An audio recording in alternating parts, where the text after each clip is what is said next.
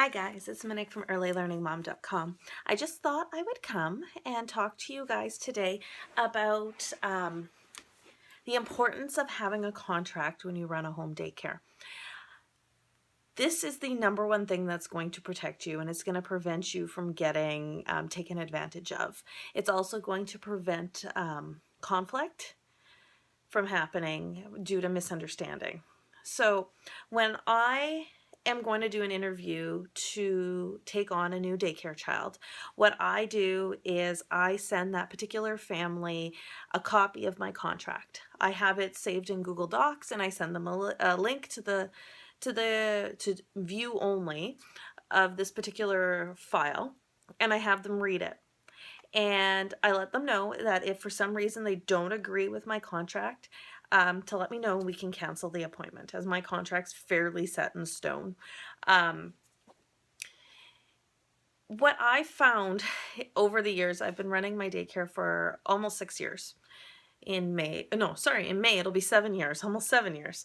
My contract originally was like maybe 2 pages, and now my contract is, I think it's 8 pages, including the forms that I have them fill out. But I've found, in order to prevent conflict with parents, it's best for you to be very transparent. This is what you do for lunch. This is what you expect out of the parents. This is what you require them to bring. This is what you will be providing as a service. These are your hours. These are when you're going to get paid. Consequences to if the parents don't hold up their end of the deal.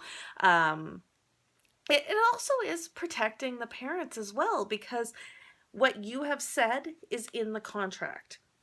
Now, when problems arise is when things are not set in stone. And if you've made a verbal agreement with a family over, like, if something you're willing to tweak, like, hey, you're willing to stay open 15 minutes later for this particular family, that's fine, but put it in writing, because that 15 minutes is going to turn into 20 minutes, is going to turn into half an hour. And then when you try to charge them late fees, they're going to say, we had a verbal agreement that we could stay late.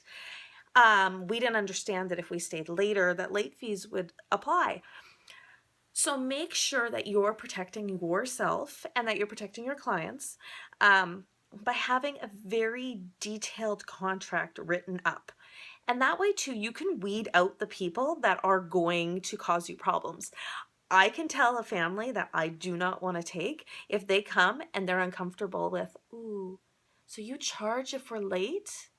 Well, that shouldn't be a problem if you're not late. That's just there to protect me. That being said, with late fees, I don't always charge them. I am quite compassionate. It's just, in the past I've been burned. I've had kids still here and it's dinner time and I need to sit down with my family and eat dinner, but this child's still here. So I just make sure I have everything, even down to what temperature I send the child home at. If they have 101 temperature, they go home. Not that way I can't argue. I don't have to worry about mom saying, well, my doctor says the temperature is 102. Well, I don't really care what your doctor says. My contract says 101 Fahrenheit.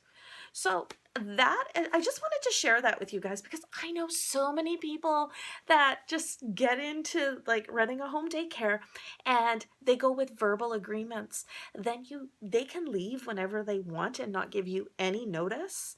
And there can be no consequences to not paying you. It's just best have your contract written, stand by your contract, and if you are going to make tweaks to the contract for a particular family, have it in writing. Those are my number one recommendations when it comes to contracts when running a home daycare. Now, I hope that's helped. I'm hoping to do some more videos like this. I run a home daycare. I've done this for almost 7 years. So I'm hoping to share some I can't even talk tonight. Tips and tricks to running a successful daycare. So thanks for watching. Be sure to check out my blog, www.earlylearningmom.com. Like, subscribe, and thanks for watching.